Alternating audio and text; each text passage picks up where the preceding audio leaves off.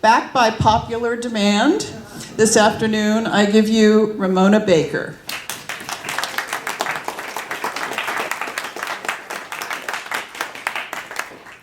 Thank you for coming. I appreciate the support for this very minuscule topic that very few people know about, but it's been right in front of our faces the entire time. All right. In the world of preserving ragtime music, there are a few different types of collectors. Yes, you can tell where this is going. Collectors. Oh, no. These folks collect piano rolls, sheet music, and then there are record collectors. Most of us performers here at this festival are a minority in terms of record collectors, because most of the people you're going to meet this weekend, the performers, collectors, we usually collect either sheet music or piano rolls, but the recordings are a different story. Hardcore record collectors we know of usually need not stray so far back in time to the beginning of the era, as many of us associate the ragtime era more with pieces like the Maple Leaf Rag or Alexander's Ragtime Band. But why is it that the few of us preservationists of this era who collect records are so passionate and diligent about our work? I mean, have any of you met Ryan Wishner? He did a seminar last year about the history of syncopation and the roots of syncopation in American music. And we used lots of recordings for this project. So it's we're basically driving ourselves insane listening to records we can barely hear. So that's a questionable field in some ways compared to just sheet music and piano rolls. So the connection between the beginning of the ragtime era as we know it and recording is a relatively unexplored idea. But without a doubt, these things went in motion around the same time and paralleled one another. The stories of these studio pianists, who you see a majority of, not all of them, there are many more, but these are the folks that I'm going to be talking about today at this lecture. These studio pianists were the literal driving force for the era, for this era to provide very intriguing and tragic case studies for the quickly changing times that surrounded the era that we gather here this weekend to admire and immerse ourselves in. A few of them gave their lives to provide the listeners with the rhythms that we love, still today. And if we are to understand the importance of these musicians, the way to study them is purely through listening, because they were not respected in the day that they were making these records. So the pianists that you see before you that I'm going to highlight today are Edward Issler, the one with the beard, Frank P. Banta, the one in the upper left corner. You can see two pictures of him, and he's also at the piano in the other corner here. Fred Highlands, who is the large man in the middle at the piano, who looks like a penguin. They had many other names for him, but I will get to that later. And Justin Ring, the one who you see here, right there, and right there. Oh, right here too. I'll get to the other guy behind him too. He's mentioned, but he's not a pianist. So, a little different. So, way back in 1888, a decade before the ragtime era that we know had really started, 33-year-old band leader and community leader Edward Issler, the guy with the beard, was picked up by the Edison Phonograph Works. He brought in 4 local musicians to work as his small parlor orchestra, known on recordings of this time as Issler's Orchestra. Issler's role in the recording ended up being very crucial, as he was the first studio pianist that there ever was, and likely the first studio musician there ever was. We don't know for sure, but he was definitely the first studio pianist. Since he joined recording so early, part of his job required that he be part of the experimentation with how different instruments recorded, and of course how well the piano recorded. His name shows up in hundreds and hundreds of pages of ledgers with his own scribble writing and that of his musicians of his small orchestra. To the delight of record collectors and music scholars today, hundreds of Issler's orchestra's records survive today, leaving us with a very substantial amount of material to research in terms of studying Issler's arranging style and the outstanding ability of his 5-piece orchestra. 5 people. It was only 5 people that he employed.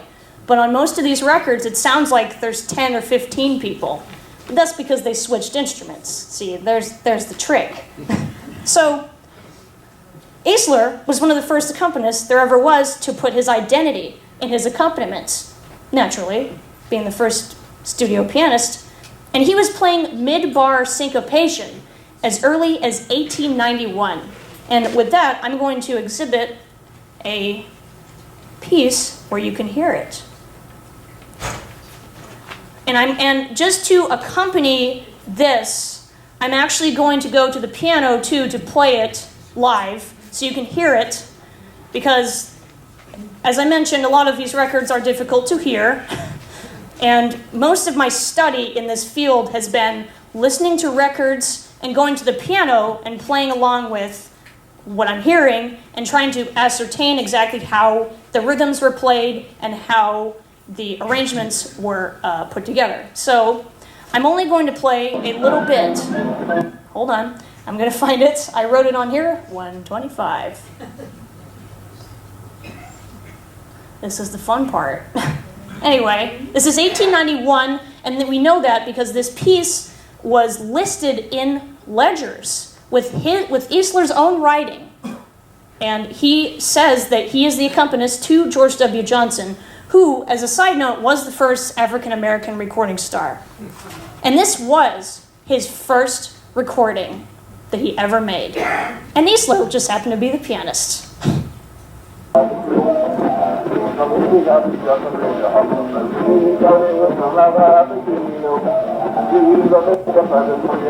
Okay, do you hear it?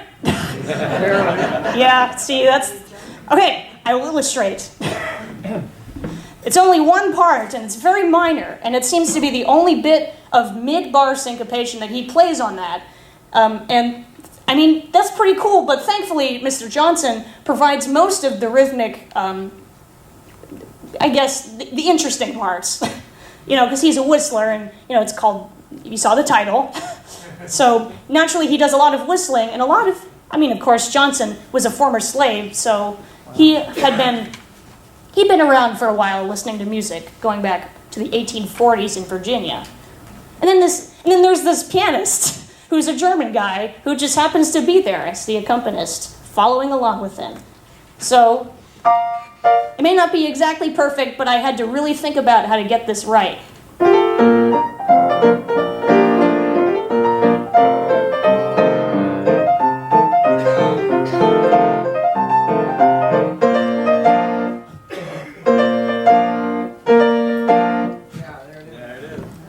1891! And he wasn't from the Midwest or the South. Mr. Issler grew up in Newark, New Jersey, in a German neighborhood. His father was a beer seller. They were Bavarian, to be more specific. So he really had the music in him quite early. Okay, so that's only the first record that you're going to hear today, so welcome to it. Issler was capable of playing syncopation quite well. I mean, that was not the best example, but it is there. And he took it to limits that weren't seen again until the mid-teens, the mid-19-teens or tens, however you say it. So another record that I'm not going to play because it's messy, but it was recorded in 1894, and the title is Selections from Princess Nicotine, which was a Broadway show from 1894. Weird title. I don't know, weird stuff. But about halfway through, this record is a quadrille record, so you get Issler doing the dance calls, like down left, whatever they said. It's hard to hear him sometimes. He's loud, but the records are sometimes quite distorted, so it's a little bit difficult to understand him. But about halfway through, they say, all right, everybody up for the march. So after that, the orchestra starts playing a very suspicious thing that sounds like a cakewalk. And this is, remember I said 1894. This is 1894. This is long before 1897, when Mississippi Rag was published. So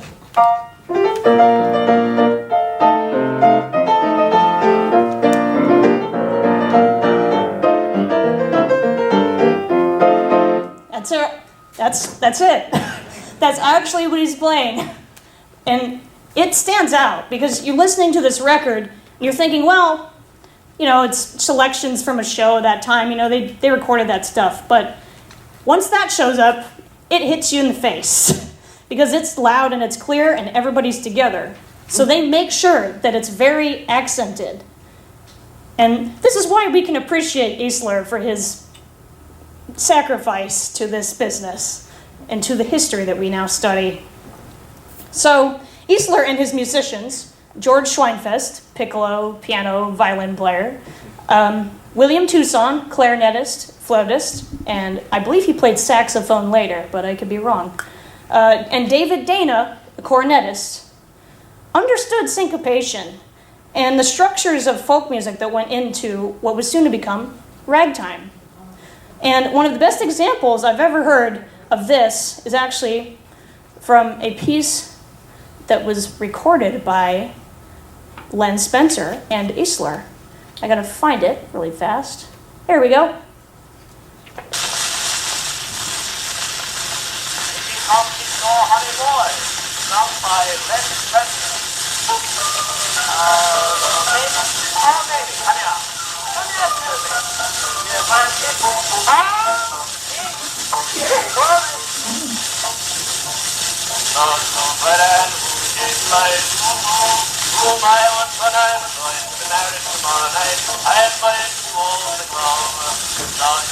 I will illustrate at the piano. Don't worry, that's very quiet, I know.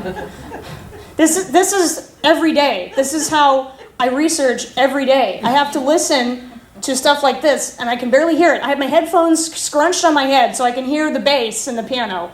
And, the work pays off. Once you hear it, it really is it is eye-opening to some extent, because you think that you know when a lot of these things started. You think you know what music sounded like at this time through sheet music and how people spoke about it and just all of this, but it's actually quite different, and there was a lot more going on.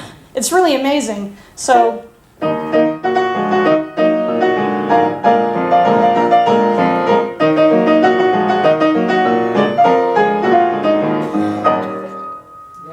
that piece, that was from 1894. The piece was published in 1893. So there you go. And even though I may be pushing that one a bit far because it's mostly the singer that provides that part, but I believe that Issler's playing some of the accompaniment later where he does mirror the singer, Mr. Len Spencer, who I will get to later because he comes up with one of the other pianists. All right. So Issler was truly brilliant, as were and unlike all of his other fellow studio pianists, he was given the recognition and respect that he deserved while he was working during his lifetime. And in the mid-teens, younger recording stars looked up to him and hosted extravagant gatherings in his honor. That was truly deserved. It was very nice that they did that.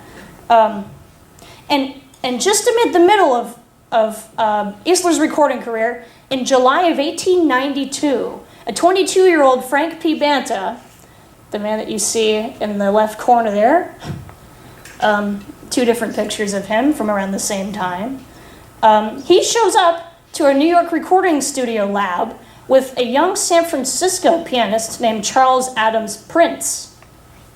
They were brought in by a popular singer named Dan W. Quinn, who was also a San Francisco native. and who was popular as an amateur singer on the Bowery at this time. Banta proved to be one of the most industrious and ultimately tragic figures of the early recording studio labs. Banta was mentored by studio musician Issler, and as they worked for the same companies, Banta borrowed some of Issler's musicians for his own Banta's orchestra, which made records from about 1893 to 1896 or so. Banta may have been from Hell's Kitchen, but somehow his self-taught nature and quirks in piano playing and understanding of music provided a very unique and odd style when it came to serious syncopation, such as what you've been hearing. As a teenager, Banta was a piano tuner.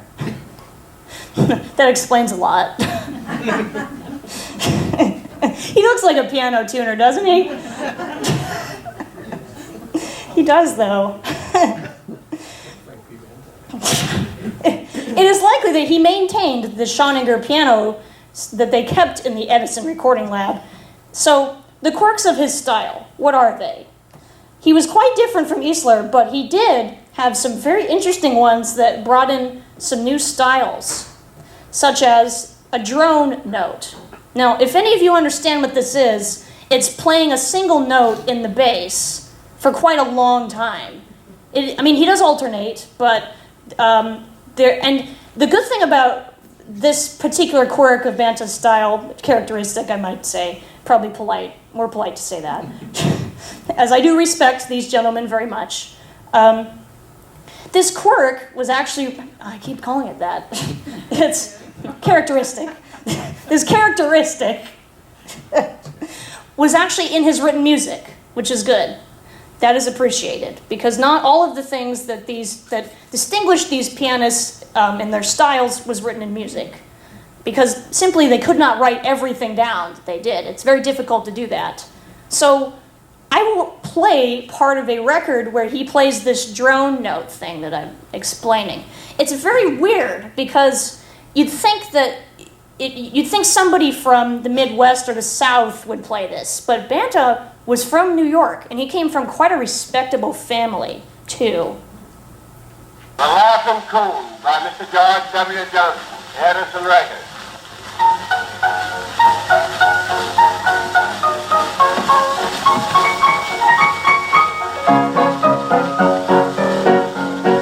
We down south where I was born, I used to know and we that corn. All this corn. Okay, I'm going to skip to the really hot part. That you're all going to appreciate this. This part is really great. Like, it starts pretty tame, you know.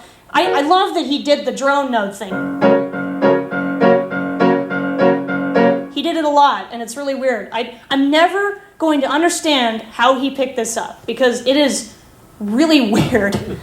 It does not make any sense how he would have picked it up, other than just hearing pianists around. I honestly don't. He did learn things by ear, so he did learn in a very odd way.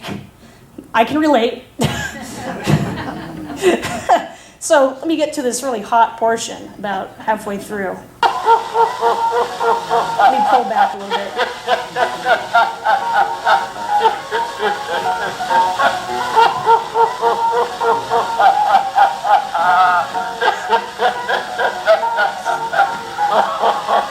Yes, he's laughing.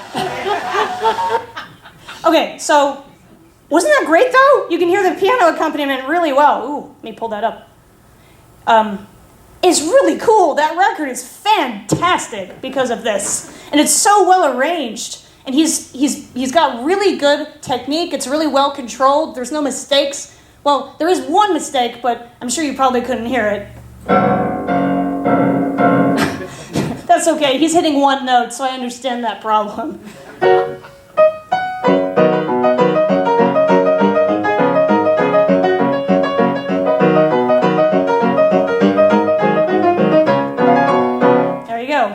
That's what he's playing. And he keeps playing it. He doesn't really change it around that much, which is unfortunate. But it is great. And it shows up out of nowhere. Like, you're hearing this, it's pretty straightforward, and then when you get to I call it the breakdown portion, because that's basically what it is. Even though Mr. Johnson is laughing. That's what he was known for. things were very different back then. So, yes, very interesting. And his accompaniments are just great for this because they're easy to follow along with. That's the other thing. When you hear some of these accompaniments I'm going to get to later, it's really difficult to follow them. But with his playing, it's really straightforward. You can kind of guess what he's going to do most of the time. And sometimes he throws off a vamp or two, which that happens. That was another thing that he did a lot that is odd. So another record that I'm going to illustrate. Okay, none of you are going to be able to hear it because I already checked it out with a group that I presented some of these records to, and nobody could hear it because it's quite messy. Because these are brown wax cylinders that I'm playing. These are from the early 1890s. And this one here is from 1899, but it's unfortunately very badly damaged with mold, so it's really hard to hear it. But I guarantee you this record is unbelievable. I'll get to the better part because it clears up a little bit about a quarter of the way through.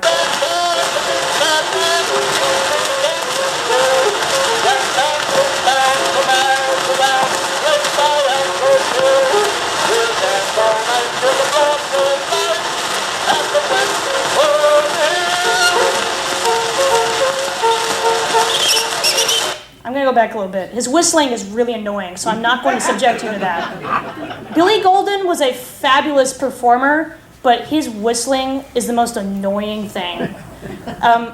It's just an agreed upon thing with record collectors. We're all just like, he's so good, but his whistling is the most god-awful thing. It really is, though.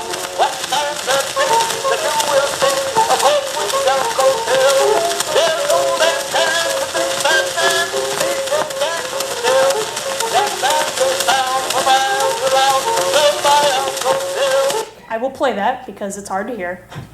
And he's doing all this cool stuff because Billy Golden already was syncopating on it, doing his own shtick that he did, which included lots of playing with rhythms and just basically very, very complicated syncopation. So what's Banta doing back there? He's doing his own weird thing that is just brilliant, as he was.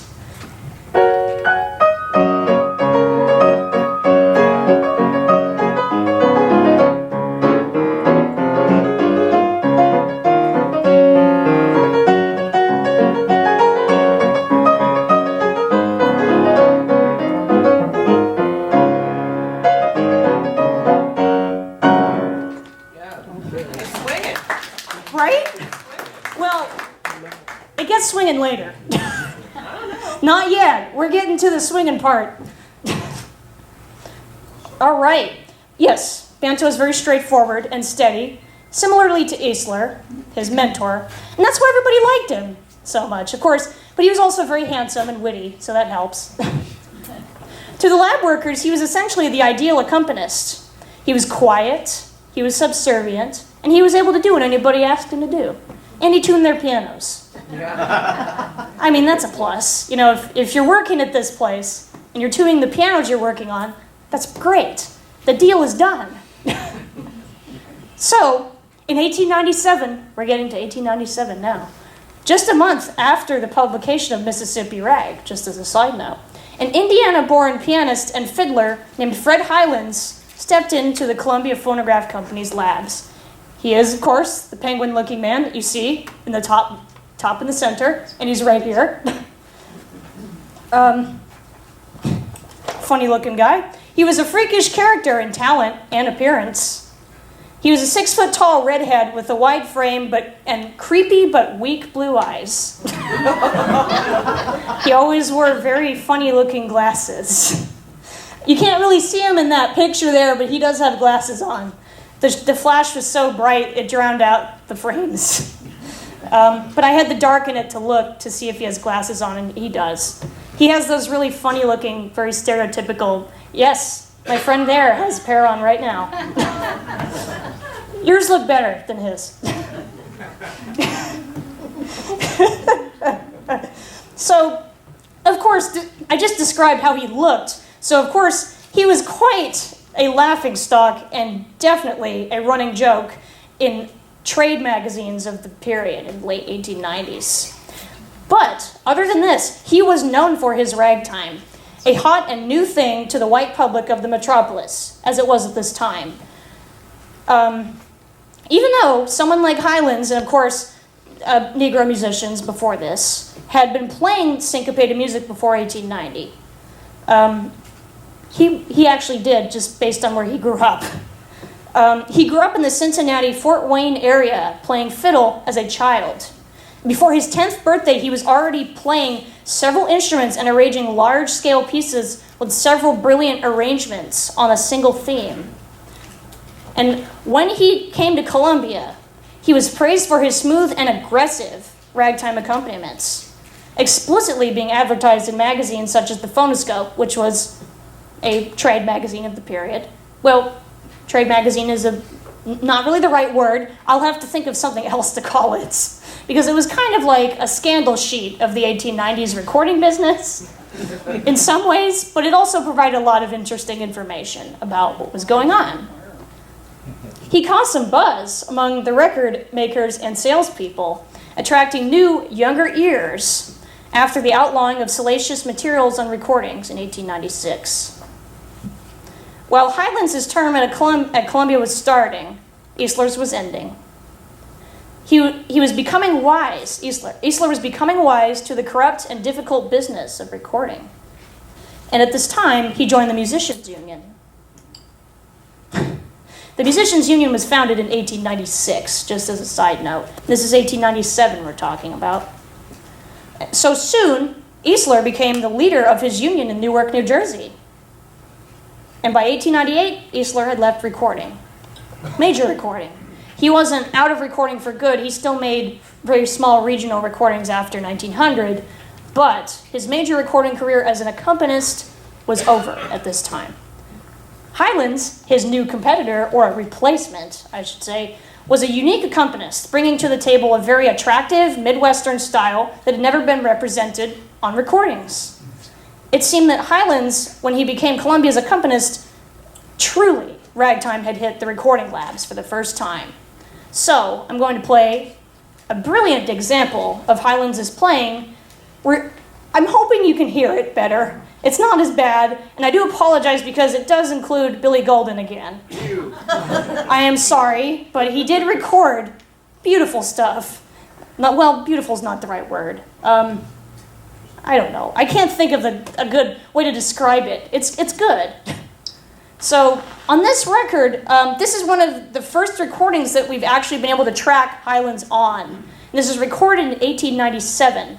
The owner of this particular record is not here this year, unfortunately. He has come here in the past.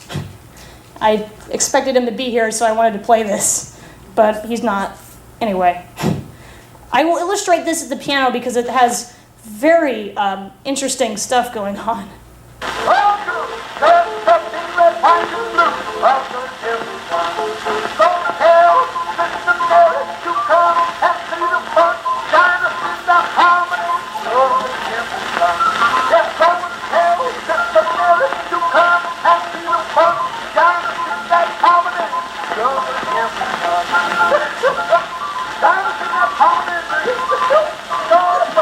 Yeah.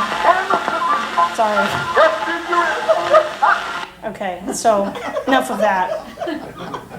that. Billy Golden was actually quite old by that time. He was born in 1857, so he was not the youngest recording artist. You know, Highlands was born in 1871-ish, so there's an age gap. But anyway, this record is fascinating to me because of what he's playing. He's obviously not really playing from any written music.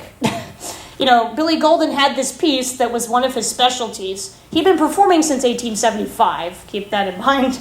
And so he brings in the sheet music, and Highlands probably looks at it and he's like, this is what we're going to do. I'm just going to do, I'm going to syncopate against you and it'll turn out fine. There was not a lot of thought that goes into Highlands' accompaniments.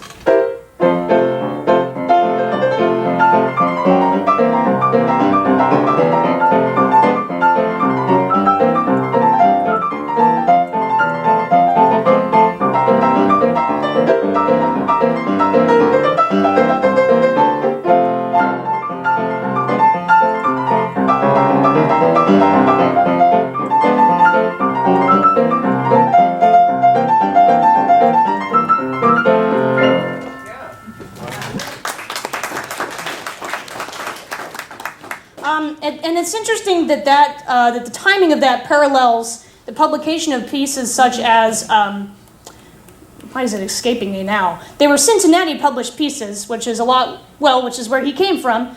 There are 2 pieces published in Cincinnati in 1897, same year as that recording, called The Pride of Bucktown and A Bundle of Rags. And in A Bundle of Rags, there's the same kind of syncopation that Highlands would have been very familiar with, being that he grew up there. And of course, he was the same age as the composer of these 2 rags I just mentioned. So this is how I figured out which pianist was Highlands. This is how.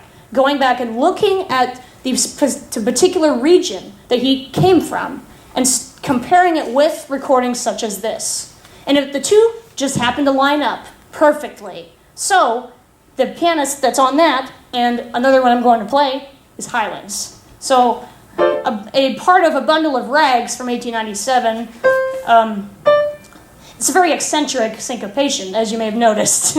Very difficult to read, not so necessarily to play, but very difficult to read it in written music.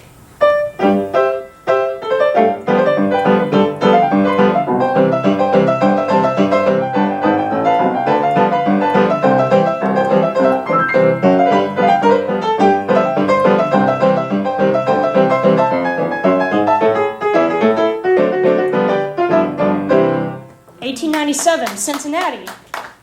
There you go. That is how I figured out which pianist was Highlands.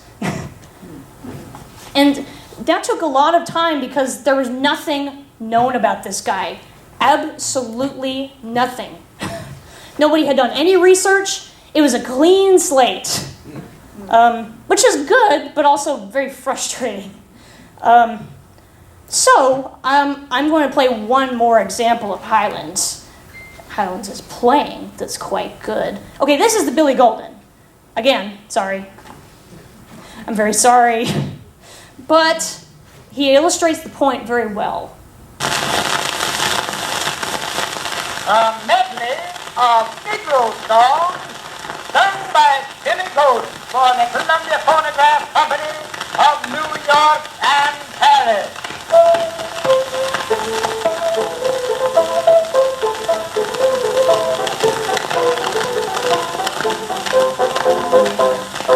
Okay, I'm going to skip a little farther in. Just as warm as you,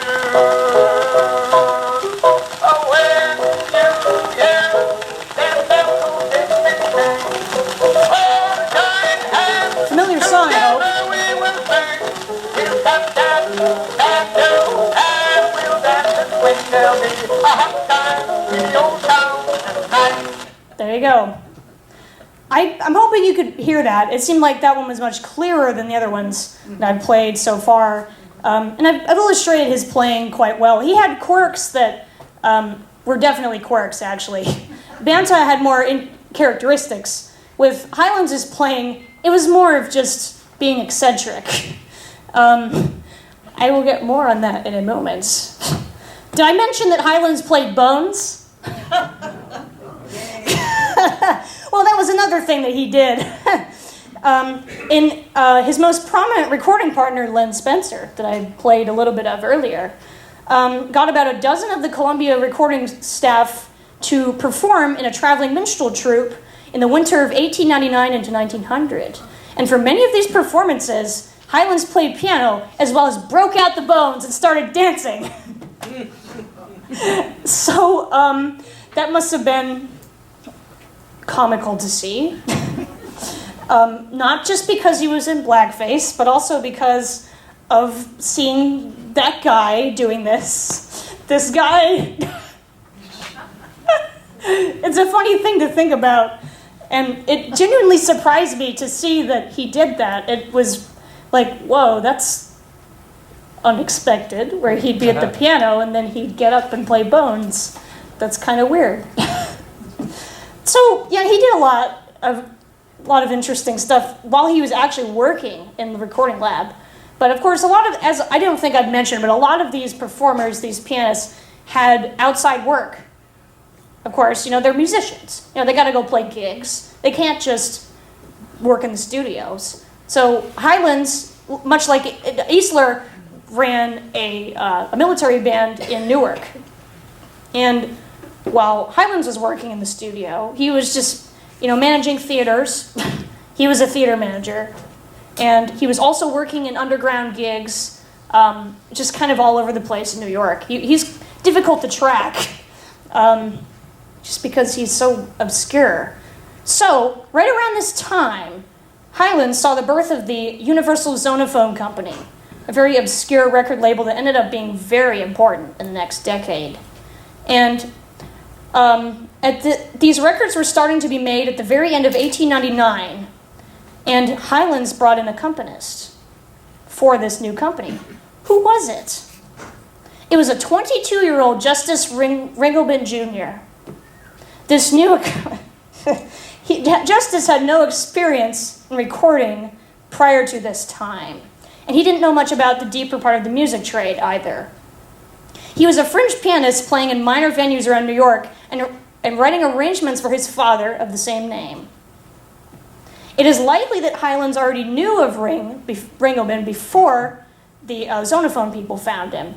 And if he did, Highlands would have employed him as his song plugger. Highlands had a few song pluggers that we know of.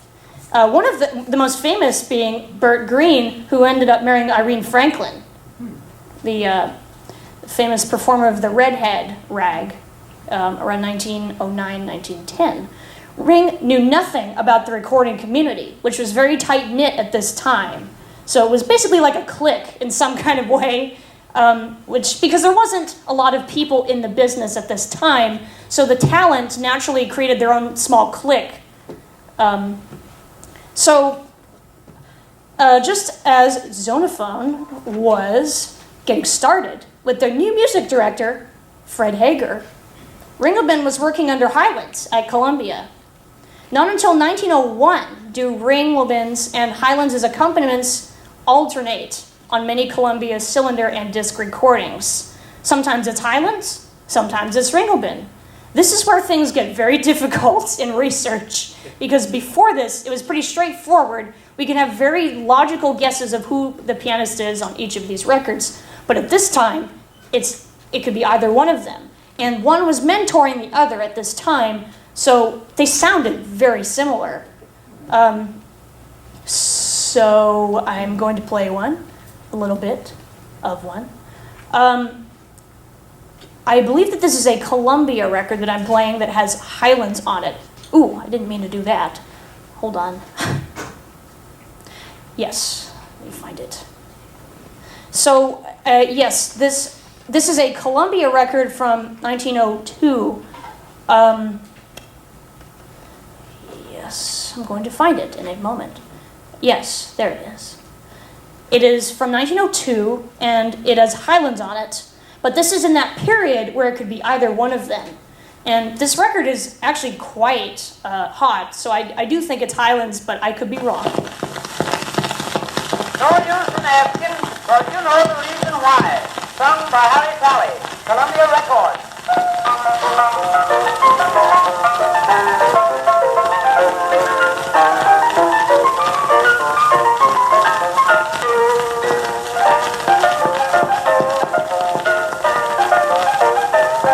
There you go. I'm only going to play that much because it's kind of difficult. It gets hard to hear about halfway through. It gets kind of messy.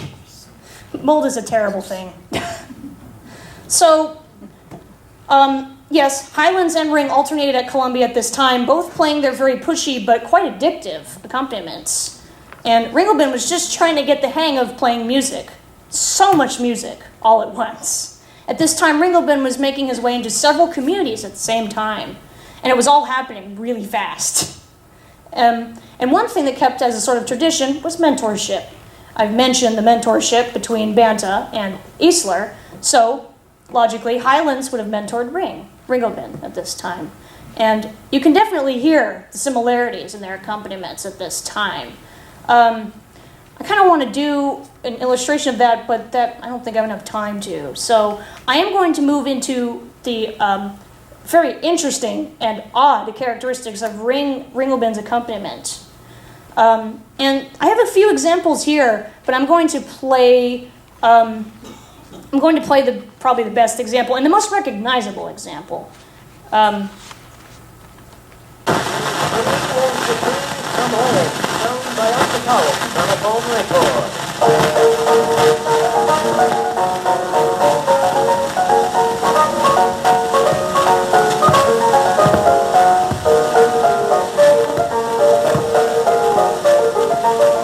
one summer day, sun was shining fine. The lady love of old Bill Baby was a hanging clothes off the line in her backyard. And a weeping hard. She married a female braceman that pushed him through her down. Smelling like a full-fed cat with a big gang hanging around. And to that crowd, she yelled out loud. It's great, and then Arthur Collins, the singer, does one of the famous choruses, as we know, and then the second chorus is a blast in the face of his Ringoldben going off and doing some unbelievable thing where he's playing lots and lots of octaves, and it's in your face, and it's surprising. I know thou to blame, well ain't that a shame? If Billy won't you please come home? Won't you come home, till Billy won't you come home? He goes the whole day long. I'll do the cooking, darling, I'll play the rim. I know I've done you wrong. Remember that rainy evening I drove you out with nothing but a fire to home. I know I'm to blame, well ain't that a shame? Till baby, won't you please come home? Wow. I've tried to play along with that. Ooh, Record. sorry about that. YouTube is weird. Yes, I have attempted to play along with that record, and it's very difficult because he's doing so much at the same time. And some of you may have heard this interesting thing that he does in the bass. In the middle of it, while he's doing all this weird stuff up here that I can't play because it's really hard. It is. I've tried to play along with this record dozens of times, and I still can't. Because he's doing just like...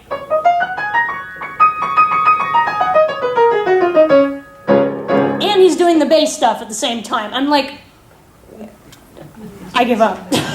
I always throw my hands up when I play with his accompaniments. I'm just like, all right, it's too much. But he had a lot of ideas going on. This guy clearly was trying to do everything at once. So he was creative. You know, you listen to Banta, and I illustrated Highlands, and they're very, you know, it's what you'd expect from Ragtime, even though it's a little different because you're hearing it live. With Ringoldben, it's kind of like, whoa, that's a lot. There's like several things going on at the same time. So I'm going to play one more bit of Ringoldben's playing because there's a lot to come from. There's a lot to derive from, but this one is great.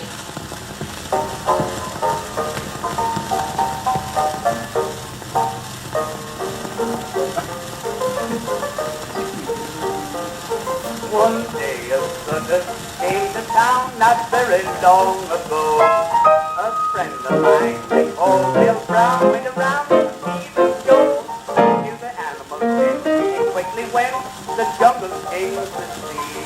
He hung around the monkey's cage, for to fill his soul with glee.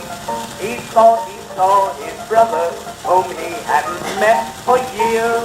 He gazed at that gorilla. So I'm going to illustrate. I'm sorry. I'm just going to move on. Let's move on from there. So, okay, he's doing a lot again. And yes, that record has a white label. You may have looked at the last Zonophone record and it had a more traditional label that was common for Zonophone. That has a white label because that's a test pressing. That means that record was rejected. And you know why it was probably rejected? the accompaniment. I mean, he's really pushing it. If you really were listening to that, he is really like aggressive. And the one thing that really stands out about this record, among other things, is this one chord that he plays that I don't think was written in the music when he does the leading part of the melody.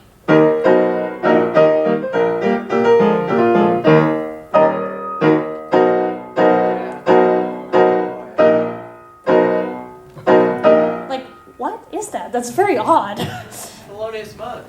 There you go. Exactly. And I've noticed this a lot with his accompaniments on another one from 1900, even before this. He's basically playing a 12-bar blues. I couldn't use that record in this lecture because the owner would get very mad at me. Some people are very protective of their records. So what he plays in this other record that's very similar has the weird kind of thing is, you know, it's basically an end solo, it's an outro, so he doesn't have a lot of time. So of course he's speeding up and doing all this weird stuff, making all these mistakes, but he does put in one thing that stands out.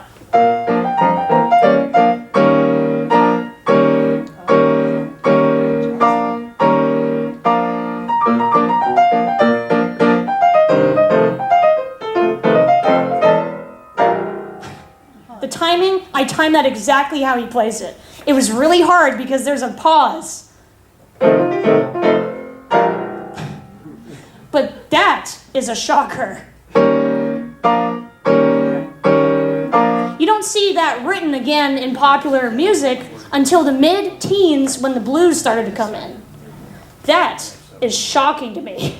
This guy was born in 1876 and he grew up on the Bowery. He did not grow up where Highlands was from in the Midwest. And Highlands, yes, he played a lot of very interesting things like that, but nothing that weird. So this is why Ringelbin is important. Among other things that he did,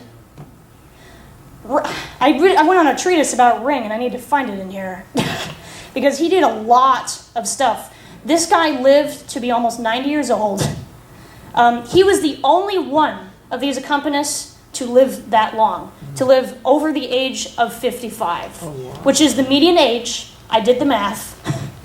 For all of these folks, including the performers that they accompanied. So, Banta died in 1903. He was only 33 when he died, and he died from overwork. He did. He had asthma his whole life, and he was already sickly. Look at that picture of him in that corner there. That's 1900. He was only 30 in that picture. Yeah. Only 30. So, yes, Banta, very tragic. I mentioned he's very tragic. And what happened to Highlands? Well, had a similar story, except that Highlands, he ended up going back into show business. He ended up leaving recording in 1903 when Ringelbin started to take over, which that was better for everybody.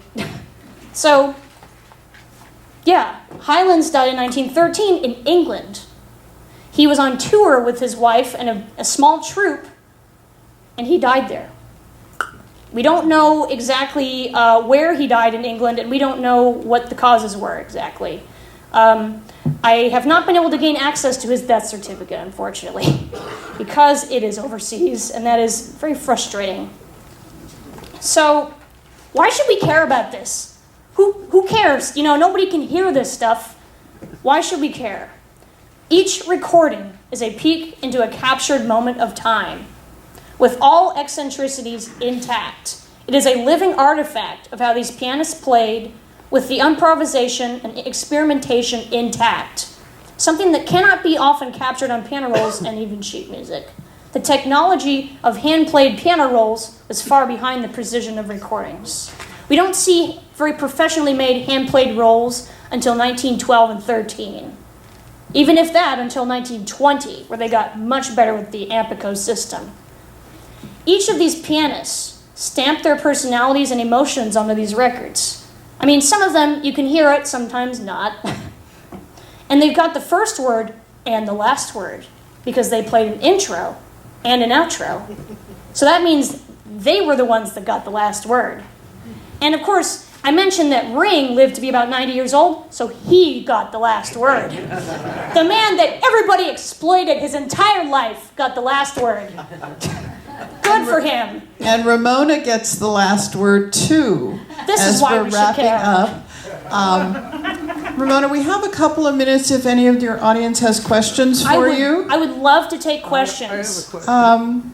Okay, go ahead, in the front row. Yes, You said that Frank Banta died early in the 1900s. he did, yeah. Is he any relation to the Frank Banta that made many piano rolls in the He was the father. Oh, okay. That answers He was his the father. question. That answers- And my second question would be, all these records are very difficult to hear. Yeah. Are there any, a lot of these recording companies kept masters, but apparently these people didn't keep masters that have much better sound quality?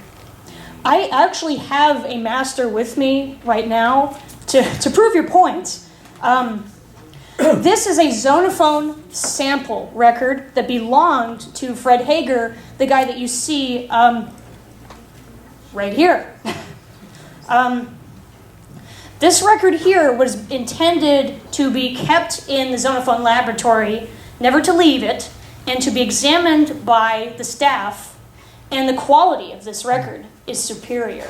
It has no surface noise. It is unbelievably loud and clear. Well, it's so wonderful. Later on, these record companies kept many different takes and masters that provide much better quality and variety. It's too bad that apparently they didn't, because all that survived are these ones that are very difficult to hear. Yeah, and thankfully somebody like Ringelbin, he changed his name to Ring. I kept saying Ring because he changed his name later. He became very famous much later in the 20s and 30s, where he actually was one of the first people to record Fats Waller, James P. Johnson, and Victoria Spivey, and he was the supervisor on a lot of very famous Fletcher Henderson recordings on Decca in the early 30s. It seems just off the walls weird to pull these things in, but that guy right there, he did that stuff. I've seen a master recording of a Fletcher Henderson record with his writing on the sleeve. Oh, wow. Was there another one in the front row? Oh, the Question over there? Yeah, the year of that record's 1934, if you're wondering. Yes. Oh, these pianists, at the same time as they were doing these recordings, were they involved in recordings in other sorts of genres? Yes, they had to do everything, and there were several more pianists that I wish to highlight because famous pianists like Frederick Geisberg, who went on to be Caruso's first studio accompanist. A lot of these accompanists, I've heard Ringelbin do operatic accompaniments. He was very good at accompanying opera singers and classical musicians. That was something that he was quite good at, being a classically trained violinist himself. So with Highlands, unfortunately, you don't get a variety. With Banta, it's the same. With Issler, you get more of a variety because they weren't really sure exactly what the record-buying public was wanting to hear at this time. You know, because he was recording in like 1891, 1892. So the genres are a bit scattered. But the only pianist I can think of who did the most variety of genres in recording was Ringelbin. Anyone else have a question for Ramona? Okay. Oh, no, we got Right one. here. Just Yes. a quick question. The Whistler that everybody holds their ears to when they Billy hear- Golden. Okay. Could that perhaps be due to the quality of the recordings and the deterioration? I'm sure in real life he didn't make people grind their teeth. No, and it's funny you bring that up because a lot of record collectors that are aware of his records, we kind of hate the whistling part. Everything else is good with him. You know, because he always brought in really good music. He brought in really interesting rhythm. Because he was older, I mentioned he provides a very interesting outlook into early syncopated music. But it's funny that you mentioned that because the guy Fred Hager I mentioned, who's behind Ringelbin in that picture, he was a violinist, and his violin playing No, it's not good. It's not good. It's really not. But the thing is, I'm sure that he sounded great in person. But, God, those records do not give a very flattering image. I mean, he was a beautiful guy, but, geez, his playing is just awful. Similar concept. Well, on that note, Ramona, we're going to Thank wrap you. it up. And thank you very much for your presentation.